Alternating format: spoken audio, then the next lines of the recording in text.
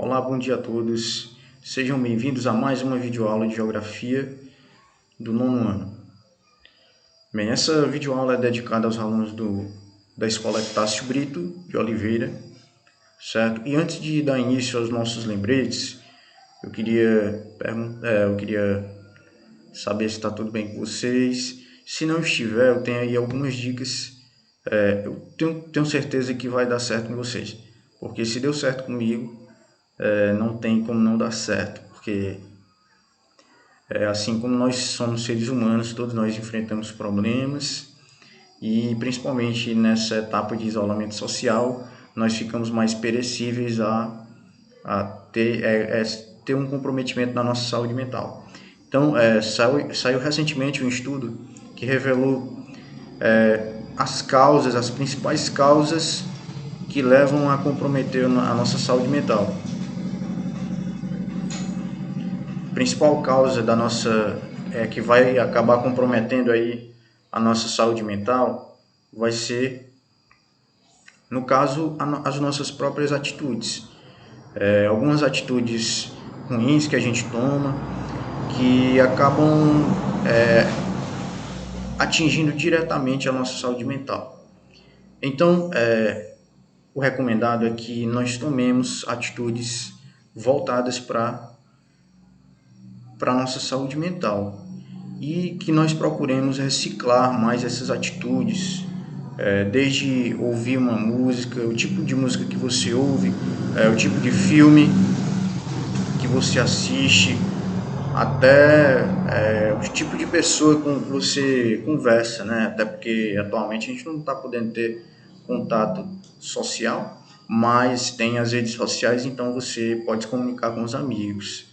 Então, cuidado com as pessoas que você se comunica, porque isso, principalmente antes, já poderia comprometer a tua saúde mental. Porém, agora que você está com as emoções mais expandidas, seus sentimentos ficam mais fáceis de ser demonstrados, então a sua saúde mental ela fica mais exposta e automaticamente fica mais comprometida se você não tomar conta dela, certo? Então, procure tomar atitudes leves, que não vão comprometer a tua saúde mental. Se você acha que aquele tipo de atividade que você está fazendo ou um projeto que você está fazendo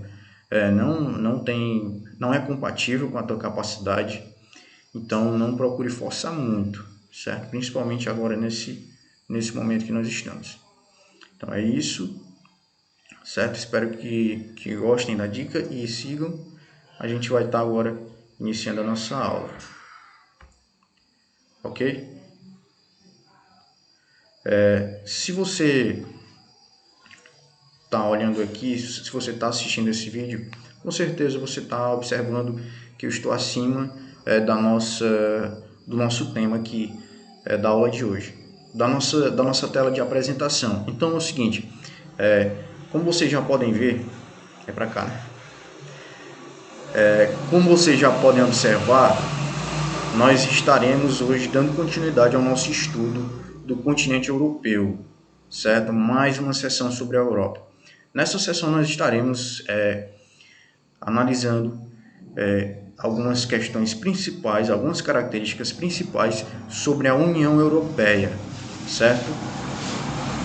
União Europeia, o que eu posso adiantar para vocês é que ela foi um bloco econômico, foi e é atualmente, né? Um bloco econômico, um dos mais antigos e um dos mais respeitados aí da história, certo?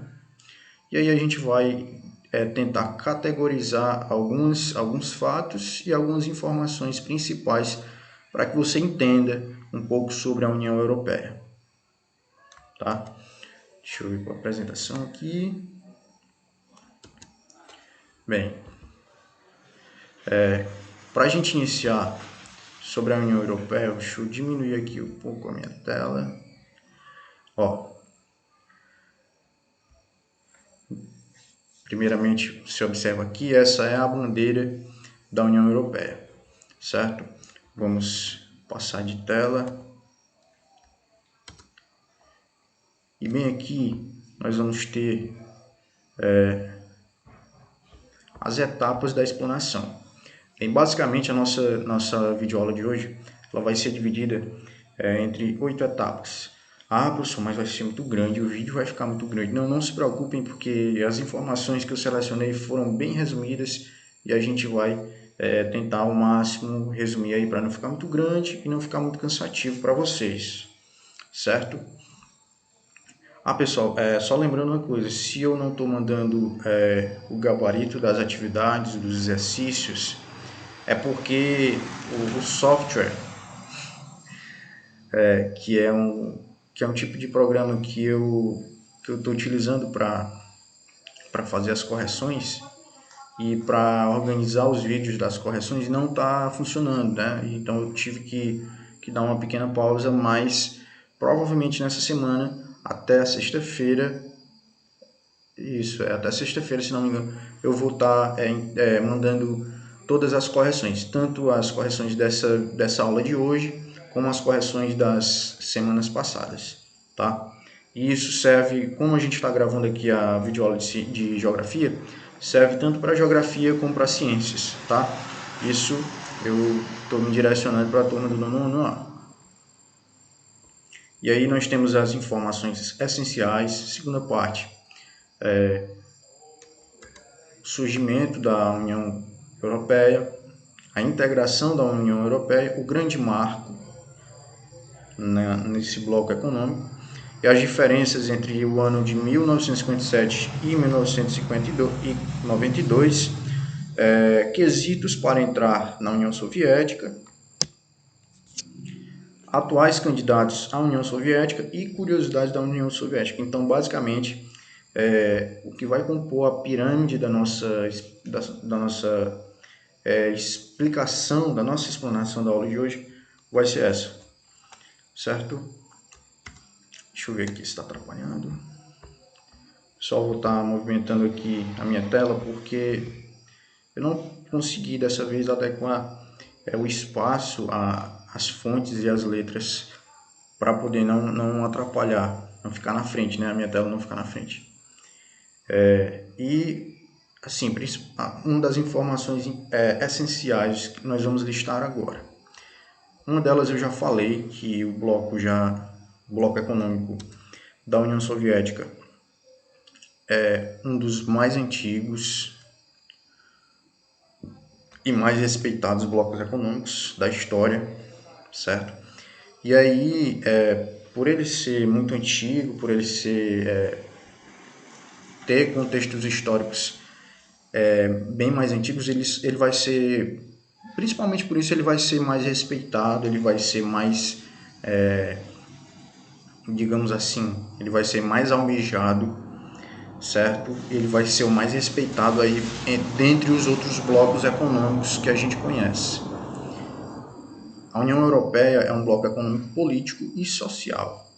Então, envolve questões econômicas, políticas e sociais. Então, é uma das características aí do bloco. A União Europeia é o bloco mais antigo, já acabei de comentar. Atualmente conta com 28 países membros, ou seja, não é à toa que eu acabei de falar que, eu esqueci de falar que ele é o maior também, né? É o maior bloco econômico. E assim, como ele conta atualmente com 28 países, a última contagem deu 26 países, né? Então aumentou aí 2. Atualmente, no último censo,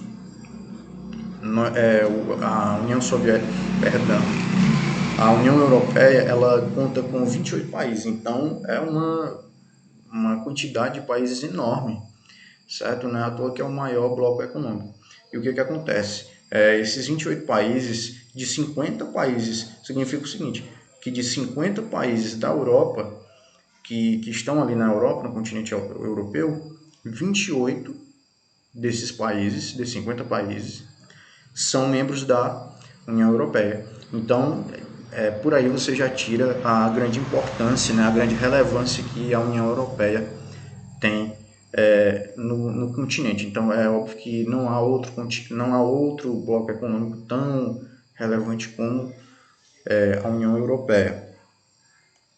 E aí o que revela mais ainda essa grandiosidade do bloco econômico da União Europeia é a questão do PIB, o PIB anual. Então, o PIB anual, juntando todos os países que compõem a União Europeia, ele vai ultrapassar os 18 trilhões. Ele ultrapassou, na verdade, né, na última contagem, no ano de 2019. Então, por que 2019? Porque a gente ainda não terminou o ano de 2020, né? Então, a gente vai ter aí, provavelmente com essa queda da moeda, do euro, de todas as moedas por conta da pandemia, pode ser que seja mais baixo esse ano. Porém, em 2019 ele ultrapassou os 18 trilhões, então é uma quantidade exorbitante aí para um bloco econômico, é o maior.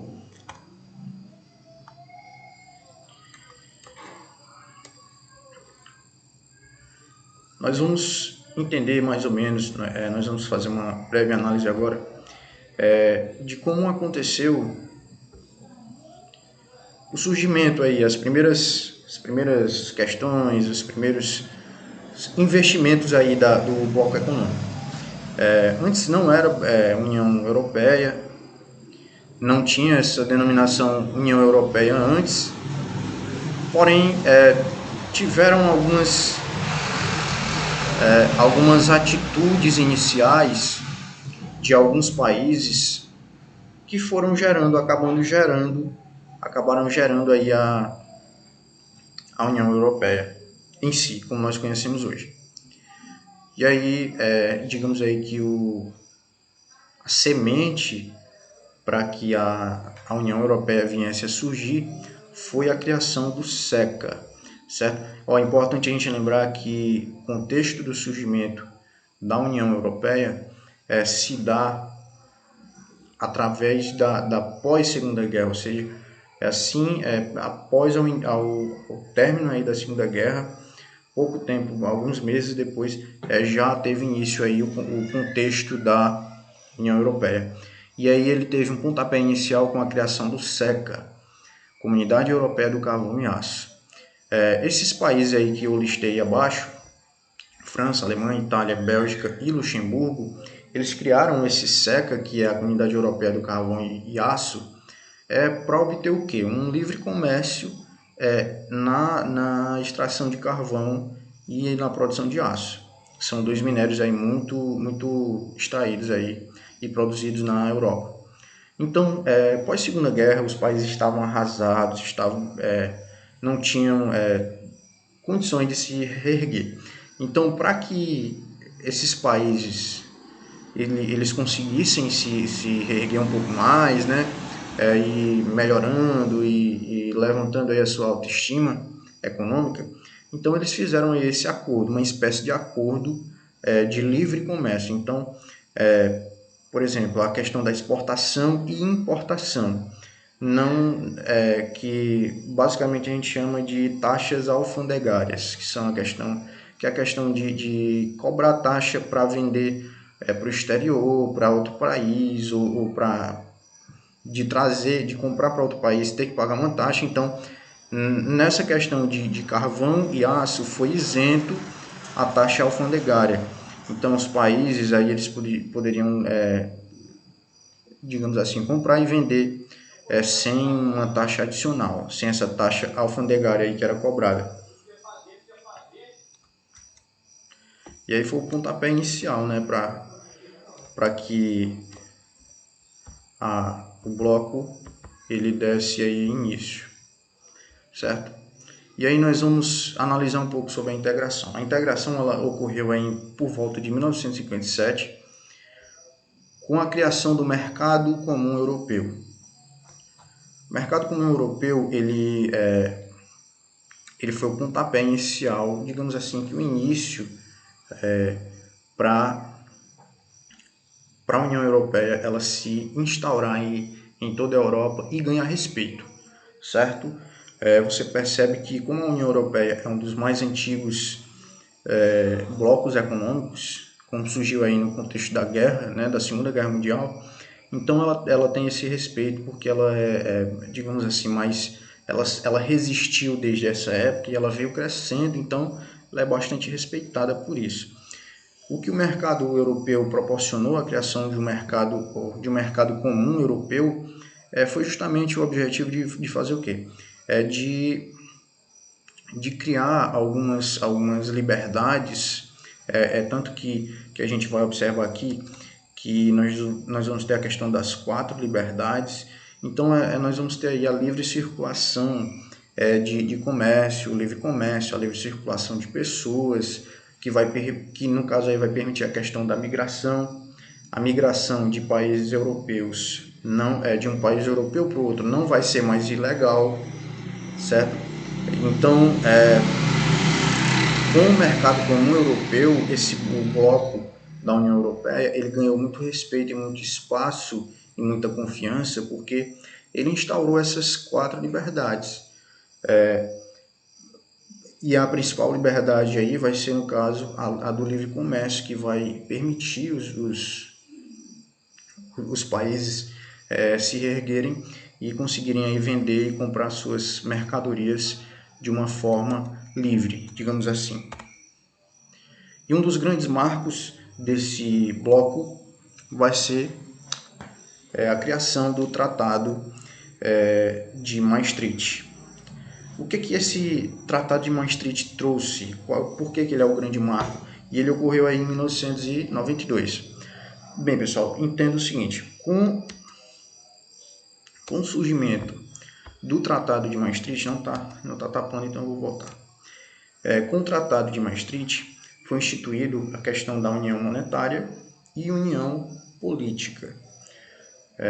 Os 2 grandes objetivos desse Tratado de Maastricht foi exatamente isso: unificar uma moeda, digamos assim, ou seja, criar uma moeda única, uma moeda que pudesse circular entre todos os países da União Europeia, para que a questão do comércio se tornasse mais fácil.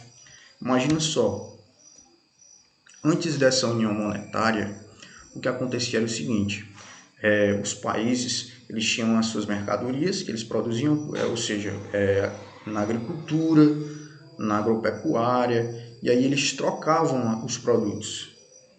Não tinha uma moeda centralizada antes desse Tratado de Maastricht. E aí o que acontece? A União Monetária vai tornar o euro, que no caso é a moeda atual da Europa, vai tornar o euro uma moeda bem centralizada e com bastante saída, digamos assim. Aí o euro, em relação às outras moedas, a partir daí, ele começa a ganhar o seu espaço e ele começa a fazer o seu nome. Inclusive, ele começa a ficar mais valorizado em relação às outras moedas. Para quem não entende muito de bolsa de valores, uma moeda, ela vai ser valorizada a partir da questão dos comércios, da questão de exportações, das relações internacionais que um país tem com o outro. E aí o euro ele pode ser valorizado na medida que as exportações, que as vendas da Europa estão em alta, né?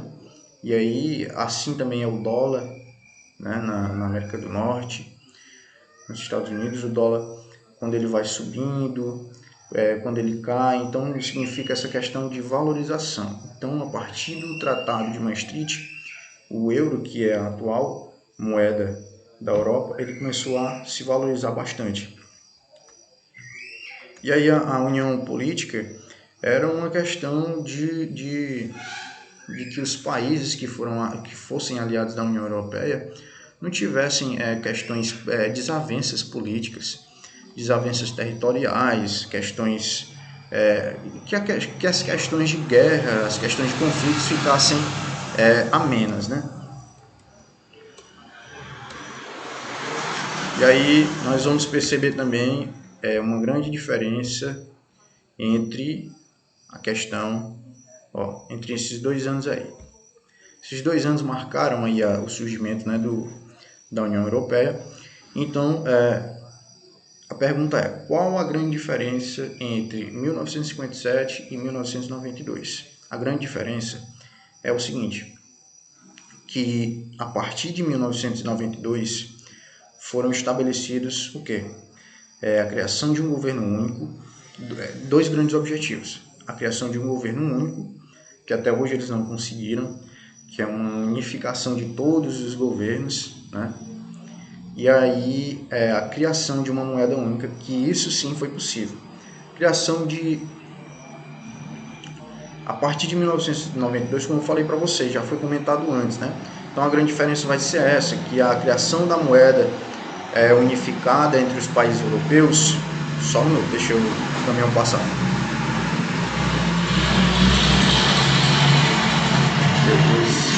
O caminhão é lento que só, né?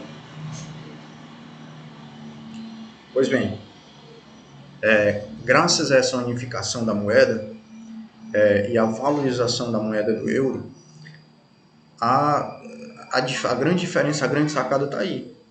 Pronto, a questão está respondida. A diferença entre 1957 e 1992 é exatamente a unificação da moeda, a questão da criação de uma moeda única para que os países pudessem comprar e vender, observando aí a troca de moedas, que no caso seria o euro, certo? Isso ajudou bastante aí o continente. E aí nós temos aí alguns quesitos para alguns candidatos, para alguns países que desejam aí, né? Alguns países europeus desejam entrar na União Europeia. Um dos quesitos é o seguinte: a economia de Estado, ou seja, é necessário que o país seja capitalista. Basicamente é isso.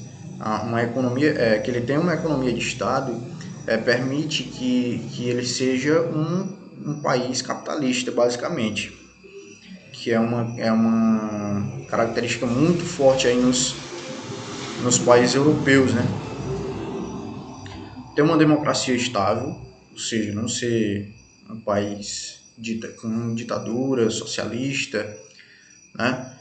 E respeitar o direito, respeitar o Estado de Direito, que é uma das questões que são colocadas também na ONU, né, na Organização das Nações Unidas, respeito aos direitos humanos, ser aceito pelos outros membros. É aí que está, é aí que cai. O grande problema é aqui. Tem alguns países que não gostam de algumas características do país que está querendo entrar, e aí fica aquela birra, né? Mas, basicamente, esses são os quesitos para poder um país entrar na União Europeia.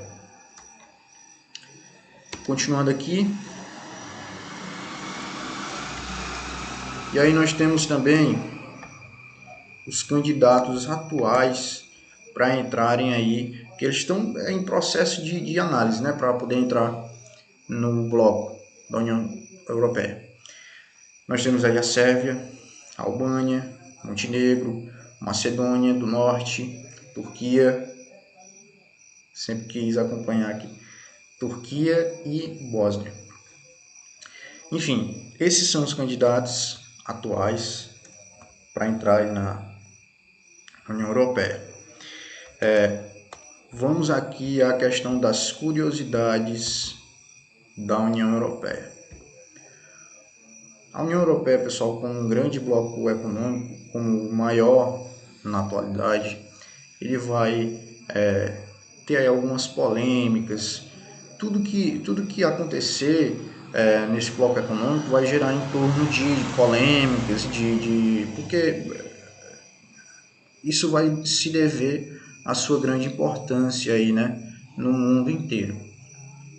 Porque não é porque a maioria dos países, porque o bloco econômico é europeu, que isso não vai influenciar na questão da economia de outros países. Influencia, sim, mesmo que indiretamente. Em alguns países influencia diretamente, no caso do país, porque ele compra muitas mercadorias da Europa e também exporta muitas mercadorias para a Europa, então isso influencia diretamente.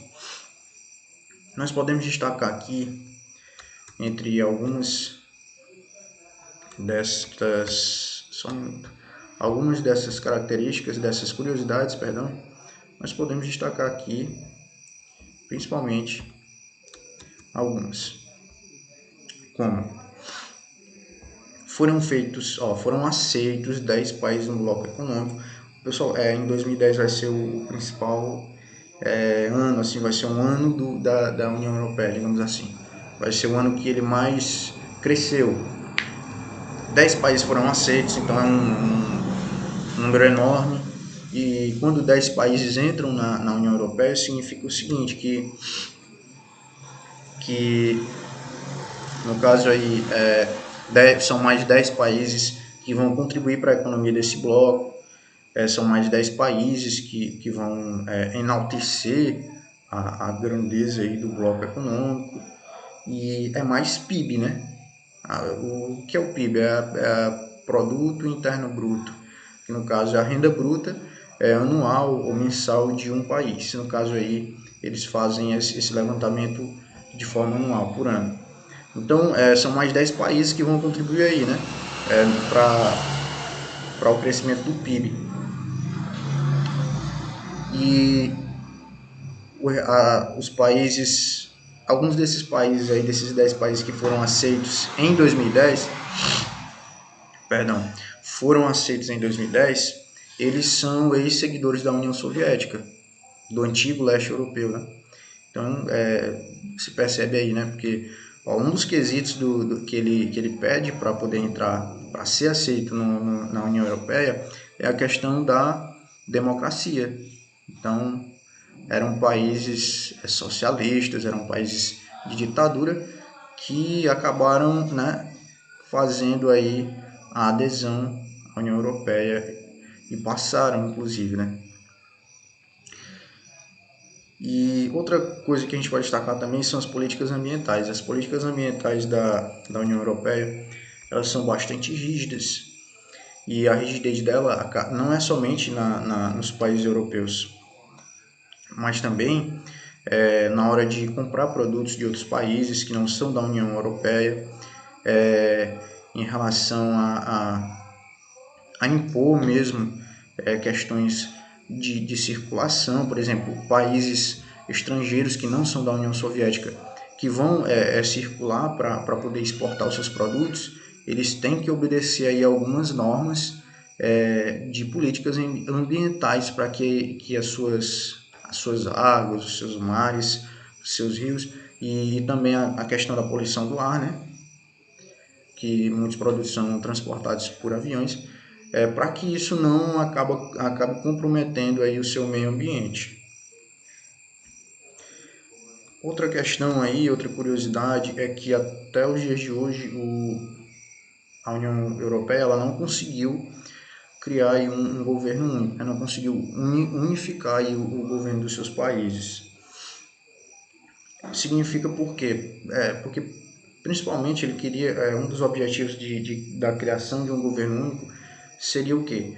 Criar uma nova Constituição. E para se criar uma nova Constituição, no caso ele teria que rasgar as outras Constituições, né? Então ele teria que deixar de lado todos os conceitos que os outros países criaram antes para poder colocar a sua própria Constituição. Então, principalmente por isso, um dos fatores principais que ajuda ele não ter conseguido ainda êxito em criar uma nova Constituição para todos os países da União Europeia é isso, porque tem alguns países que são tradicionais, não vão querer, né? Então, eu acho que é meio difícil eles conseguirem, mas eles ainda estão tentando, viu? Que fique claro, eles não desistiram.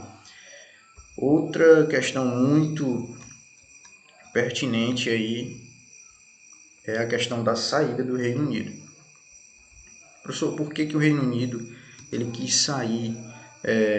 Os países aí do Reino Unido quiseram se desanexar aí da União Europeia, já que é um bloco econômico tão grande, tão benevolente, tão respeitado, como você acabou de dizer. Não sei o motivo, mas eu só sei que aconteceu o seguinte: lá no Reino Unido, né, os países do Reino Unido, eles fizeram um plebiscito, fizeram uma votação ali, né? E nesse plebiscito eles decidiram em votação que o Reino Unido não deveria mais fazer parte da União Europeia. Ou seja, todos os países que estão ali anexados ao Reino Unido não precisariam mais, não poderiam, não tinha mais sentido de eles fazerem parte da União Europeia. E aí essa saída do Reino Unido da União Europeia vai se chamar o Brexit,